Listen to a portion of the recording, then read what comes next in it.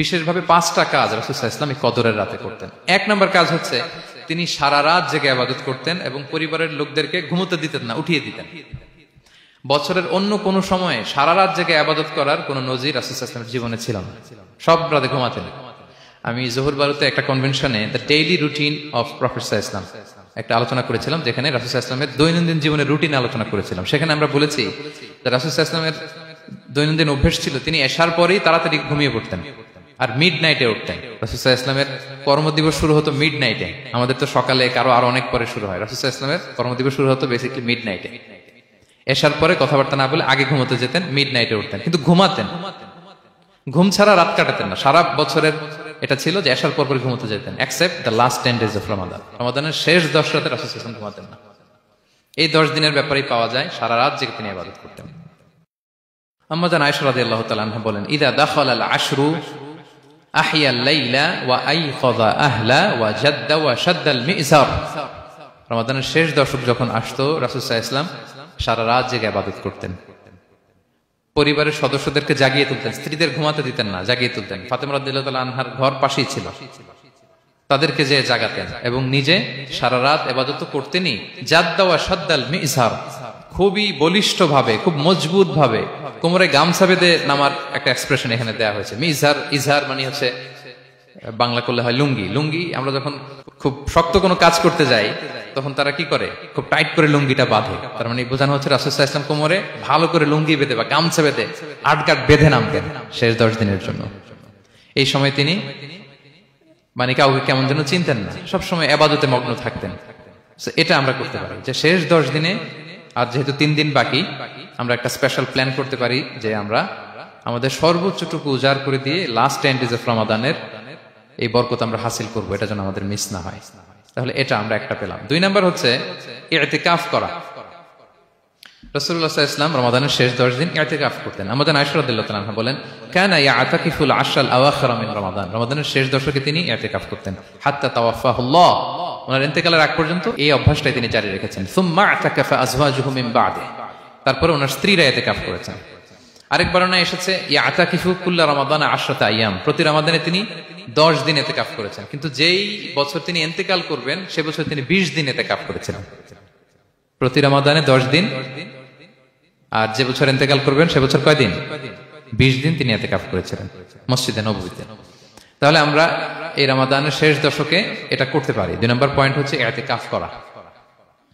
যারা আমরা করিনি তারা আমরা ইতিকাফ করতে পারি। আমাদের আইআইএম এর মসজিদ এটা ইতিকাফের জন্য একটা উর্বর জায়গা। আমরা যখন এই ক্যাম্পাসে ছিলাম তখন দেখেছি যে এখানকার ইতিকাফের পরিবেশ যে এত সুন্দর, এটা কল্পনাই করা যায় না। অসাধারণ পরিবেশ।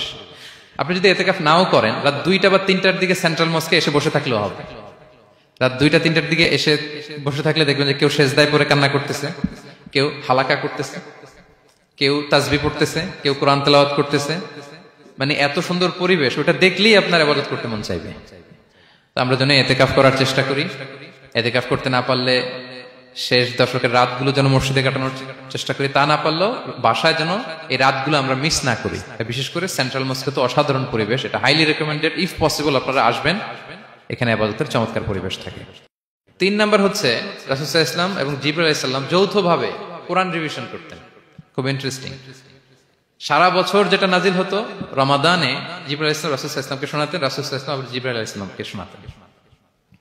সহিহ বুখারীর বর্ণনা, কানা জিবরিলু ইয়ালকাহু ফি কুল্লি লাইলাতিন মিন রমাদান ফায়ুদারিসুল কুরআন। প্রতি রমাদানের প্রতি রাতে এসে রাসূল সাল্লাল্লাহু আলাইহি ওয়াসাল্লামের সাথে কোরআন মুদারাসা করতেন। সহিহ মুসলিমের বর্ণনায়, আন্না জিবরিল কানা ইউআরিদুহু বিল কুরআন কুল্লা আমিন মাররা। প্রতি বছর রমাদানে একবার শোনাতেন বা শুনিয়েছেন। যে বছর তিনি ইন্তেকাল করবেন তিনি 2 বার শুনিয়েছিলেন। আরাদা ইউআরিদু মানে এটা ফ্রম বোথ সাইড। আরবি শব্দটা এমন যে জিবরাইল আলাইহিস সালাম শোনাতেন, এরপর রাসূল সাল্লাল্লাহু আলাইহি ওয়াসাল্লাম জিবরাইল আলাইহিস সালামকে শোনাতেন। কোরআন রিভিশন করা। তো এই শেষ দশকের রাতগুলোতে আমরা যেন বেশি বেশি কোরআন পড়ি।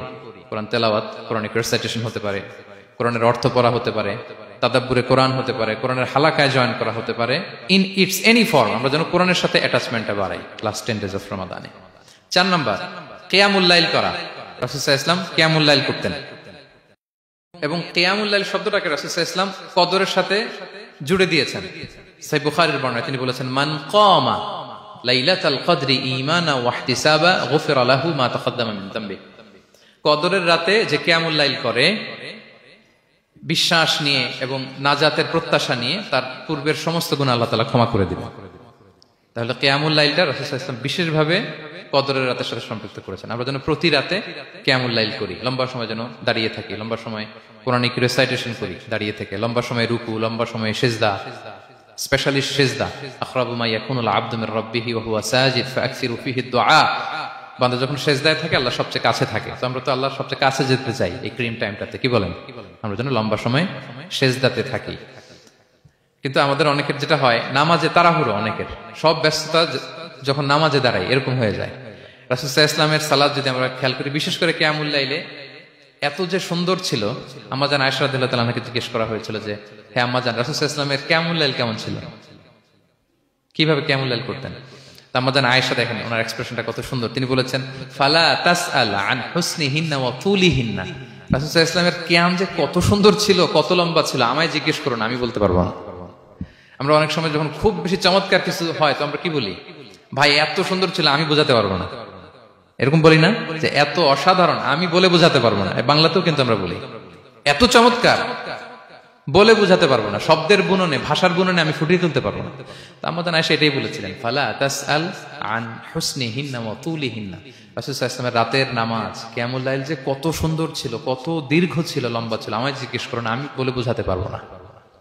সুবহানাল্লাহি ওয়া বিহামদিহি। আমরা যেন লম্বা সময় কিয়ামুল লাইল করি। আম্মাজান আয়েশা রাদিয়াল্লাহু তাআলা আনহা আরো বলেন, কানা ইয়াকুমু মিনাল লাইলি হাত্তা তাতাফাত্তারা কদামা। এত দীর্ঘ সময় দাঁড়িয়ে থাকতেন, থাকতে থাকতে ওনার পা ফুলে যেত, পা দুটো ফুলে যেত। আপনিও দীর্ঘ সময় দাঁড়িয়ে দেখেন যে পায়ে ঝিম ধরে যাবে, পা ফুলে যাবে, এটা করতেন রাসূল সাল্লাল্লাহু আলাইহি ওয়াসাল্লাম। তো আম্মাজান আয়েশা বলেন, ইয়া রাসূলুল্লাহ লিমা তাসনাউ হাদা ওয়া ক্বাদ গুফিরা লাকা মা তাকদ্দামা মিন যামবিকা মা তাআখার। আপনি এত কষ্ট কেন সহ্য করেন নিজের দেহের উপরে? আপনার তো আগের পরের সব গুনাহই মাফ। আদতে তো রাসূল সাল্লাল্লাহু আলাইহি ওয়াসাল্লামের গুনাহই নেই, তিনি নিষ্পাপ। এত কষ্ট কেন করেন? আপনার আগের পরের সবই তো মাফ করে দেয়া হয়েছে, কেন করেন? রাসূল সাল্লাল্লাহু আলাইহি ওয়াসাল্লাম উত্তর করেছেন, আফালা উহিব্বু আন আকুনা আবদান শাকুরা। আয়েশা, আমি কি শুকরগুজার বান্দা হতে পছন্দ করব না? আল্লাহ তাআলা আমাকে তার রহম এবং করমে সব মাফ করে দিয়েছেন, কিন্তু আমি কি শুকরগুজার হব না? আমি কি আমার রোলটা প্লে করব না? আমি কি নিজেকে সঁপে দেব না আল্লাহ তাআলার কাছে জায়নামাজে? তো এটা ছিল সংক্ষেপে রাসূল সাল্লাল্লাহু আলাইহি ওয়াসাল্লামের কিয়ামুল লাইলের ধরন। এভাবে তিনি দীর্ঘ সময় কিয়ামুল লাইল করতেন। আমরা যেন এটা করি। সেন্ট্রাল মস্কে কিয়ামুল লাইল এবছর নিশ্চয়ই হচ্ছে, আমরা যেন অংশগ্রহণ করি। 5 নম্বরে রাসূল সাল্লাল্লাহু আলাইহি ওয়াসাল্লাম দোয়া করতেন। এই কদরের রাতগুলোতে খুব বেশি বেশি দোয়া করতেন। দোয়া নিয়ে আমরা একটা জুমার খুতবা দিয়েছিলাম, সেখানে আমরা বলেছিলাম যে দোয়া হতে হবে খুব আন্তরিক দোয়া, রোবোটিক দোয়া যেন না হয়। আপনার আবেগ, ভালোবাসা, মনের মাধুরী মিশিয়ে, চোখের পানি মিশিয়ে, অশ্রু সিক্ত করে এই দোয়াটা করতে হবে, তাহলে সে দোয়া আল্লাহর কাছে কবুল হবে। আমরা যেন আমাদের ভাব, আবেগ সব ঢেলে দিতে পারি আমাদের দোয়াতে, আমাদের সিজদায়, আমাদের কিয়ামুল লাইলে। এবং যে কোনো ভাষায় কোরআনিক দোয়াগুলো রেকমেন্ডেড, হাদিসের মাসুরগুলো রেকমেন্ডেড। তাছাড়া আপনার নিজের ভাষায় আপনার কি চাওয়া, আপনার কি আকাঙ্ক্ষা, আপনার মনের কষ্ট, যাতনা সবকিছু আপনি আল্লাহ তাআলার কাছে পেশ করুন।